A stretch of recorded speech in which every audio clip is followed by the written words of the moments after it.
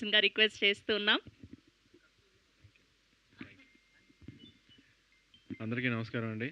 Thank you అండి మీ అందరికీ ఈ సినిమా ప్రమోట్ చేయడానికి అందరూ కలిసి ఇక్కడికి వచ్చారు. Thank you so much. యాక్చువల్గా నాకు నిజం చెప్పాలంటే పుష్ప తర్వాత నుంచి నా లైఫ్ ఒక సర్ప్రైజింగ్ మోడ్లో పడిందండి.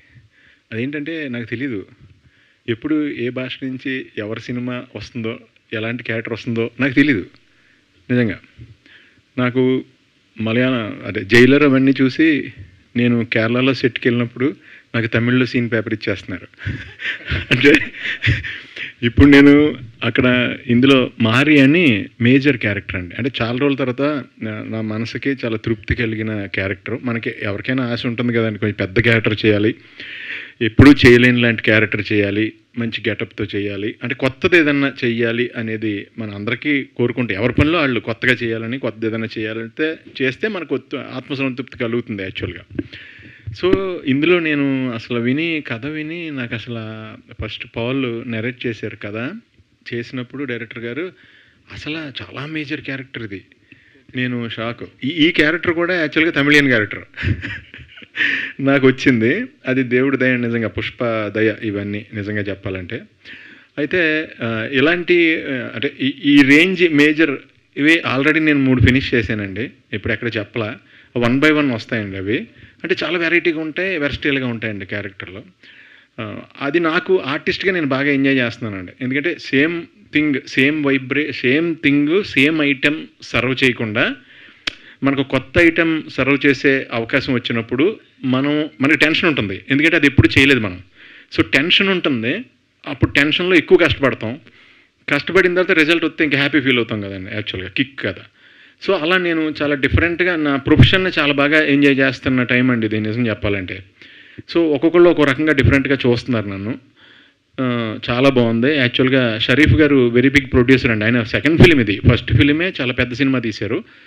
ఆయన ఖర్చుకు వెనకాడకుండా సినిమా బాగా రావాలి అని ఆలోచించే ప్యాషనేట్ ప్రొడ్యూసర్స్లో షరీఫ్ గారు ఒకళ్ళండి. నేను ప్రాక్టికల్గా చూశాను ఆయన్ని. అలాగే పౌల్ వచ్చేసి ఆయన చాలా కామ్ అండి డైరెక్టర్ గారు. ఈ సినిమా ఎన్ని ఫైట్స్ ఉన్నాయో, అంత థ్రిల్ ఉందో, ఆయన క్వైట్ ఆపోజిట్ లొకేషన్లో చూస్తే. అసలు మాట్లాడుతుంటే మాట కూడా మనకి ఆయనది సరిగ్గా దగ్గర కూర్చుంటే తప్ప వినపడదు, అంత కామ్ ఆయన. చాలా ఎంకరేజ్ చేశారండి. ఎందుకంటే నేను మలయాళంలోని తమిళ్లోని డైలాగ్ చెప్పాలి, నేను అది తెలుగులో రాసుకుని ప్రిపేర్ అయ్యి మళ్ళీనేమో నా వాయిస్ నేనే రికార్డ్ చేసుకుని అది కంటిన్యూస్ వింటూ అంటే ఎక్కడ రిథమ్ తేడా రాకూడదని వాళ్ళందరూ సపోర్ట్తో చేశానండి. ఈ ప్రాసెస్లో నేను జగదీష్ గారితో చేశానండి. నేను జగదీష్ సార్ సినిమాలు నేను కాలేజ్ టైంలో ఉండగా మమ్ముట్టి గారి సినిమాలు, మోహన్ లాల్ గారి సినిమాలు 70 వస్తున్నప్పుడు ఆయన్ని వేరే క్యారెక్టర్లో, కామెడీ క్యారెక్టర్లో చూశాను, అంటే ఆర్టిస్ట్ క్యారెక్టర్లో చూశాను. అలాగే ఆయన చాలా సినిమాలు హీరోగా చేశారు. ఆల్మోస్ట్ 40-50 సినిమాలు జగదీష్ గారు హీరోగా చేశారు. సో అలాంటి గ్రేట్ యాక్టర్స్తో స్క్రీన్ షేర్ చేసుకుని వాళ్ళ వల్ల చాలా నేర్చుకునే అవకాశం వస్తుందండి నాకు. అంటే ఇప్పుడు అక్కడ జగదీష్ గారి కాంబినేషన్లో నేను చేస్తున్నప్పుడు ఆయన్ని నేను అడిగి, సార్ ఇది కరెక్టేనా, ఇలా చెప్పచ్చా లేదా అని మళ్ళీ ఆయన ముందే ఆయన్ని డామినేట్ చేస్తూ చేయాలి. మళ్ళీ సడన్గా యాక్షన్ అనగానే మళ్ళీ ఆయన్ని డామినేట్ చేస్తూ, అంటే గురువు గారిని అడిగి మళ్ళీ గురువు గారికి ఎదురు పోటీకి దిగిన లాంటి ఇది. అదే అయితే అదంతా నాకు కొత్త ట్రావెల్గా అనిపించిందండి. హ్యాపీగా ఎంజాయ్ చేశాను షూటింగ్ ప్రాసెస్ అంతా. అలాగే నాకు నా సాంగ్ చేసినప్పుడు సారీ అండి, 10 to 12 మధ్యలో అండి టెంపరేచర్. నైట్ వాగమాన్లో రెయిన్ వస్తుంది, గంటకి రెయిన్ వస్తుంది, మళ్ళీ అందరు గొడుగులు పట్టుకుంటున్నాం. నా ఒక్కడికే ఫ్యాన్ పెట్టారండి. 3 రోజులు నాకు చెమటలు కారుతూనే ఉన్నాయి. 3 రోజుల్లో ఫినిష్ చేసాం ఆ సాంగ్. 3 నైట్స్ మాట. ఎందుకంటే 9 దాకా ఎక్స్టెండ్ చేద్దామంటే సూర్యుడు నైట్ షూటింగ్ అంటే పొద్దున్నే సన్ వచ్చేస్తుంది కదా, సో ఎక్స్టెండ్ చేయలేం. సో చాలా బాగా వచ్చిందండి సాంగ్, చాలా బాగా వచ్చింది. అండ్ ఇది వెరీ బిగ్ ఫిలిం అండి ఈ సినిమా. సో అలాగే ఇందులో దీనికి ఇంకా ఎక్స్ట్రా ఇప్పుడు బాగా దీన్ని గ్రాండియర్ తీసుకొచ్చింది రవి బసూర్ గారు అండి. ఆయన బ్యాక్గ్రౌండ్ స్కోరింగ్తో ఈ సినిమా వేరే నెక్స్ట్ లెవెల్కి వెళ్తుందని నేను నమ్ముతున్నాను నిజంగానే. సో ఇంత మంచి అవకాశం ఇచ్చినందుకు నేను నిజంగానే అందరికీ థ్యాంక్స్ చెప్తున్నాను. షరీఫ్ గారికి, పవల్ గారికి, వీళ్ళందరికీ. అలాగే నాకు ఈ సాంగ్ ఇచ్చిన ఆయన అజనీష్ గారు అండి. ఈ సాంగ్ మట్టికి కంపోజ్ చేసి నాకు ఇచ్చిన ఆయన అజనీష్ గారు. సో అజనీష్ గారికి కూడా నేను పెద్ద ఫేవరెట్నండి. ఆయన విరూపాక్ష అయ్యి చేసినప్పుడు కలిశాను. సో ఆ సాంగ్ మట్టుకి ఆయన ఇచ్చారు. ఆయనకి కూడా చాలా థ్యాంక్స్ చెప్తున్నాను అందరి సమక్షంలో. థ్యాంక్ యూ అండి, థ్యాంక్ యూ సో మచ్. చాలా మంచి సినిమా ఇది. సో ఇందులో ఏంటంటే చాలా వాల్యుబుల్ మ్యాటర్ అండి యాక్చువల్ చెప్పాలంటే. రఫ్గా నాకు దొరికిన ఇన్ఫర్మేషన్ ప్రకారం బయట ఎక్కడైనా 3.5 crores అంటండి ఒక ఏనుగు దంతం.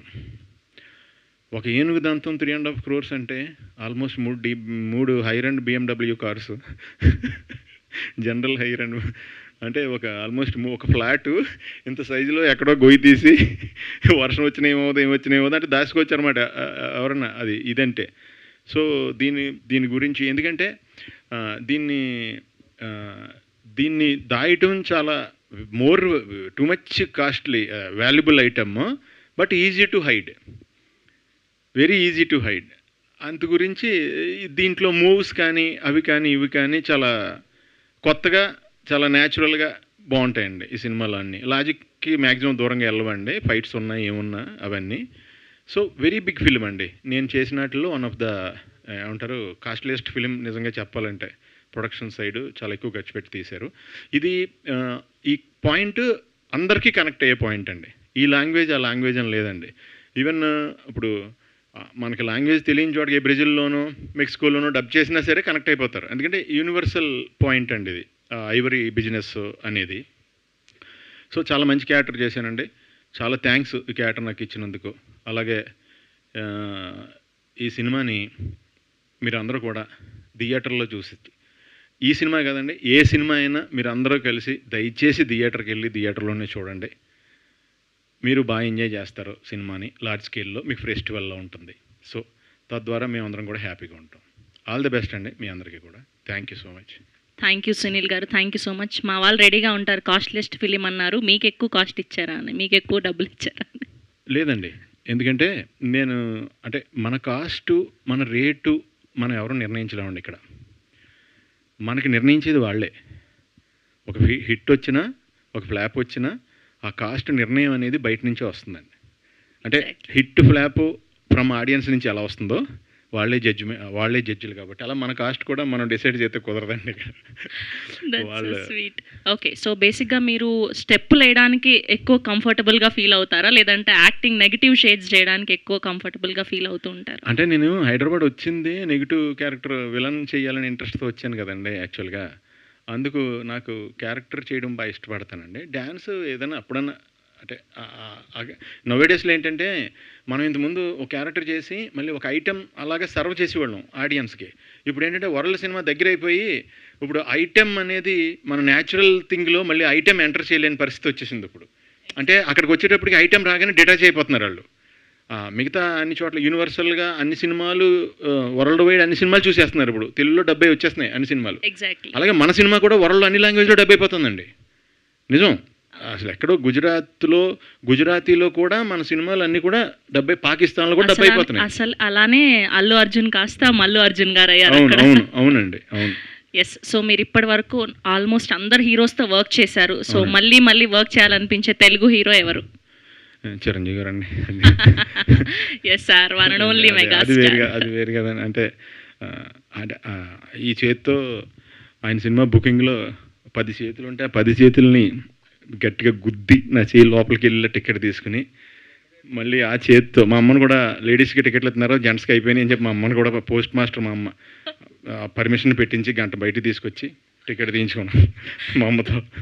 సో ఆ చెయ్యి నేను వెళ్ళి ముట్టుకున్నప్పుడు ఈ చేతితో టికెట్ తీసుకున్నాను కదండి. ఆయన చూసే డ్యాన్స్ మీద ఇంట్రెస్ట్ వచ్చింది, ఆయన చూసే యాక్టింగ్ మీద ఇంట్రెస్ట్ వచ్చింది, ఆయన చూసే ఈ లైఫ్ వచ్చేసింది అంతే. That's so sweet అండి. Thank you so much Sunil garu. We are looking forward to see you on May 28th. We have a Q&A session with media. So మీ అందరినీ కూడా వేదిక మీదే ఉండవలసిందిగా రిక్వెస్ట్ చేస్తున్నాం. Please stay back here. Cheers.